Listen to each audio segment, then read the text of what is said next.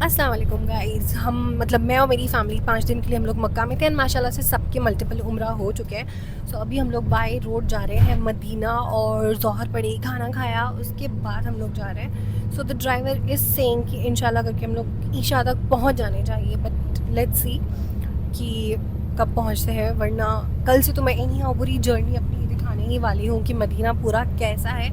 Because I want everybody to see, जो भी लोग not just Muslims but even the non Muslims, क्योंकि मेरे दोस्तों ने कहा था कि काश हम भी वहाँ पे चल सकते हैं। सो जो भी लोग यहाँ पे नहीं भी आ सकते हैं, आई वॉन्ट कि वो भी मदीना देख पाएँ। तो मैं जैसे ही सबसे पहले मक्का से मदीना के लिए निकली, मेरे दिल से एक ही दुआ निकली कि I don't know when I am going to come back here. Allah मुझे वापस बस अपने घर पे कब बुलाएगा एंड वहाँ बैठ के, बिकॉज ज़िंदगी और मौत का ऑब्वियसली कोई भरोसा तो है नहीं। तो भाई मुझे नहीं पता था मैं वापस वहाँ पे कब आने वाली हूँ, तो मैं एकदम आँख भर के हर चीज़ को देख रही थी। एंड मक्का में अल्लाह का घर भी है और उसके अलावा जितनी पॉपुलेशन वहाँ पे है, उन लोगों ने जिस तरह से अपने घर बना रखे हैं, अलग अलग कलर के रेड रेड कलर की बिल्डिंग्स आती हैं एंड बहुत कम पॉपुलेशन है। मतलब ऐसा नहीं है कि बहुत ज़्यादा, जैसे हम अपने आसपास देखते हैं कि बहुत सारे घर हो, खुले खुले पहाड़ हैं, थोड़ी सी ग्रीनरी है, फिर बीच में थोड़ा सा डेजर्ट आ जाता है, अलग अलग कलर की मिट्टी आती है। वो इतना फैसिनेटिंग लग रहा था मुझे देखना, और ऐसा लगता है कि इतनी सारी चीज़ें एक साथ है कि हम क्या क्या देखें। क्योंकि एज़ कम्पेयर टू इंडिया बहुत ही ज़्यादा अलग तरह का वेजिटेशन है, तो मैं तो बहुत ज़्यादा फैसिनेटेड थी पूरा रास्ता देखने के लिए कि यार यहाँ पे क्या क्या ऐसी चीज़ें हैं जो हमारे कंट्री से बहुत ही ज़्यादा अलग है, और दुबई से भी काफ़ी अलग था। कि पूरे रास्ते के अंदर इतने खूबसूरत हिल्स हैं, ये सामने से बहुत अच्छे लगते हैं and they are mostly black, I don't know why. क्योंकि लाइक लास्ट टाइम जब मेरी मॉम हज पे आई थी तो वो तो बोल रहे थे कि शायद काफ़ी सारे हिल्स के ऊपर सीमेंट भी स्प्रे किया जाता है सो दैट ज़्यादा मिट्टी ना उड़े, but I don't know how true is that. पर ये बहुत खूबसूरत लगता है देखने में।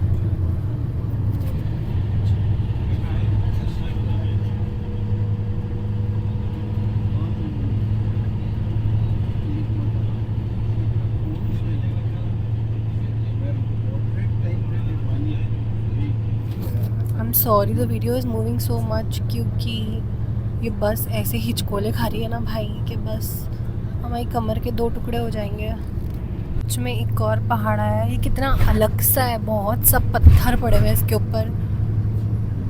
सी इतना ऊबड़ खाबड़ सा, तो यहाँ का वेजिटेशन आई थिंक बहुत अलग है। जो मैंने इंडिया में या दुबई में देखा उससे बहुत ज़्यादा डिफरेंट है ये। और इन लोगों ने अपने इतने अच्छे से सारे घर, रोड, सब कुछ बना रखे हैं पहाड़ों के बीच बीच में से। मक्का से मदीना का जो ट्रैवल था वो बिल्कुल भी छोटा नहीं था, कम से कम 7-8 घंटे लगे थे, और मुझे इतना ज़्यादा, मुझे और मेरी बहन को ज़ुकाम हो चुका था कि हम लोग मर रहे थे नींद से उठ के चाय पीने के लिए कि हमारा दम निकल जाएगा, हमें भूख भी लग रही है, तो हमें चाय पकौड़े खाने।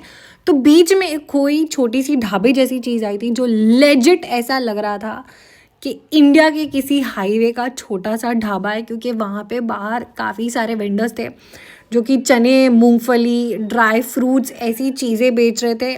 इसके अलावा हमने बहुत ज़्यादा ये चीज़ नोटिस करी है कि जो भी लोग उम्रा या हज करके आते हैं वो हमारे लिए ऐसी बड़ी बड़ी रिंग्स, तस्बीह, ये सब लेके आते हैं, तो वो भी बाहर ठेलों पे बिक रही थी। एंड मोस्टली कहा जाता है कि सऊदी में हाइजीन का मसला नहीं है, तो ये वैसे तो मुझे देख के ऐसा लग रहा था कि यार मैं कहीं बीमार ना पड़ जाऊं, बट कोई ऑप्शन नहीं था क्योंकि मगरिब की अजान होने वाली थी और बीच में यही ढाबा था और इसी ढाबे के अंदर मस्जिद भी थी छोटी सी। सो ऑफकोर्स अल्लाह का घर है, हम वहाँ पे ऐसे नाटक नहीं कर सकते कि हमें यहाँ नमाज़ नहीं पढ़नी, हमें यहाँ पे नहीं खाना है। तो बीच में हमें जो स्टॉप मिला वहाँ पे एक तो नज़ारा इतना खूबसूरत था क्योंकि मगरिब होने वाली थी, एकदम सनसेट होने वाला था, पहाड़, बादल, सब बहुत खूबसूरत था। फिर अंदर जाके मैंने मस्जिद चेक करी, वॉशरूम यूज़ करा, एंड काफ़ी सारे लोग ऑलरेडी वहाँ पर ऐसे मौजूद थे जो कि नमाज़ पढ़ रहे थे।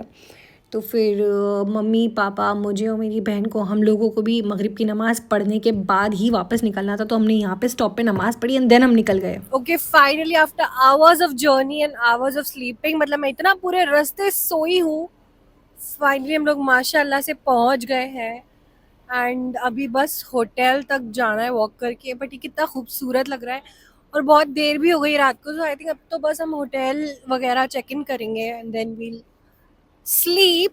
उसके बाद ही कल सुबह मैं वापस ये व्लॉग कंटिन्यू करूँगी। अल्लाह का लाख लाख शुक्र है कि हमें जो होटल मिली थी वो एग्जैक्ट मस्जिद के बाहर ही थी। मतलब इतना कि अजान और रूम से तुम नीचे आ जाओ और तुम मदीना में आराम से नमाज़ पढ़ सकते हो।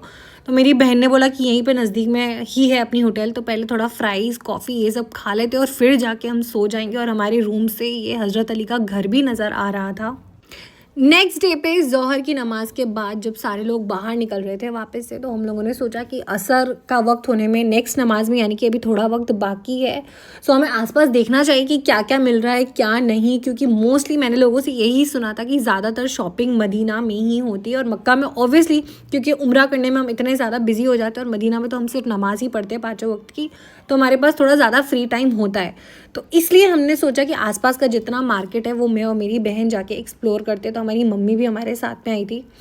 एंड मौसम थैंकफुली, मतलब अल्लाह ने सच कहा है कि मक्का में थोड़ा अल्लाह का जलाल है लेकिन मदीना में सुकून है। इतना ज़्यादा मौसम प्लेजेंट था, ना सर्दी थी ना गर्मी थी, बहुत अच्छी हवा चल रही थी वहाँ पे।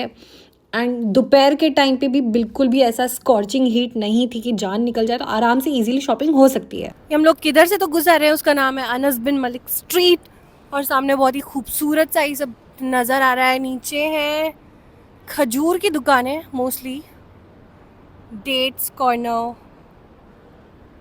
भाई मेरे घर वाले बहुत आगे पहुंच गए हैं और मैं रह गई हूँ यहीं पे। मैं पुलिस की गाड़ियाँ खड़ी हुई है। दिस इज़ द रोड और हम चलते जा रहे हैं बाज़ार जाने के लिए, बट आई डोंट थिंक बाज़ार अभी कहीं दिख रहा है। ये जो फेमस इंस्टाग्राम पे फाउंटेन आता है मदीना में, उसके जस्ट सामने है पूरा मार्केट। सो हम लोग को एक गोल्ड की दुकान, मतलब गोल्ड की दुकान मिल गई है। सो हम gonna go there and check out. I don't think वो लोग अंदर शूट करने देंगे, बट ये सारी गोल्ड की दुकान मुझे चेकआउट करनी है। ये रास्ते में बहुत सब छोटी छोटी आ तो रही है दुकानें, बट आई डोंट नो ये बाजार है क्या मेन। क्या लिखा हुआ है? शेख अब्दुल अजीज़ बिन सलाह स्ट्रीट। ये है बरकत तबा मिनी मार्ट। आई थिंक ये तो नॉर्मल ग्रोसरी स्टोर है, हमको गोल्ड खरीदना है।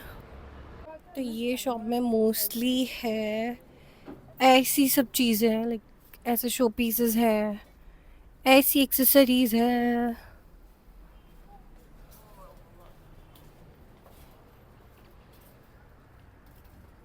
टोपी है, मिसवाक है। आई थिंक मिसवाक इंडिया में बहुत इजीली नहीं मिलता है।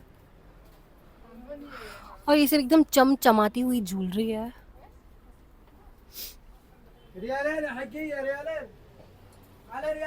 इत्र है, परफ्यूम्स है, और ये बहुत सुंदर सी परफ्यूम की बॉटल्स हैं। ये सब 10 रियाल का है। 10 riyal should mean I think 220 Indian rupees या फिर 230 इंडियन रुपीज़, उसके आसपास का रहना चाहिए। और यहाँ की जितनी फॉल्स ज्वेलरी होती है देखो, सब एकदम गोल्ड लगती है। सो नेक्स्ट टाइम अगर तुम्हें लगता है कि कोई गोल्ड पहन के घूम रहा है तो धोखे में मत आना। शॉपिंग करते करते दुकानें बंद होने लग गई थी बिकॉज हमें शॉपकीपर्स बोल रहे थे कि अब असर का वक्त होने वाला है। तो हम लोग वापस से मस्जिद नबवी के लिए निकल गए थे। एंड मेरा बाकी का जितना भी शॉपिंग एक्सपीरियंस इन मदीना है, मैंने मेजरली गोल्ड खरीदा था क्योंकि इंडिया के कंपैरिजन में वहाँ पे थोड़ा प्राइस भी कम था एंड डिज़ाइंस वर अमेजिंग। तो उसका भी मैं व्लॉग डालूंगी आगे चल के। So please like, subscribe and comment and stay tuned.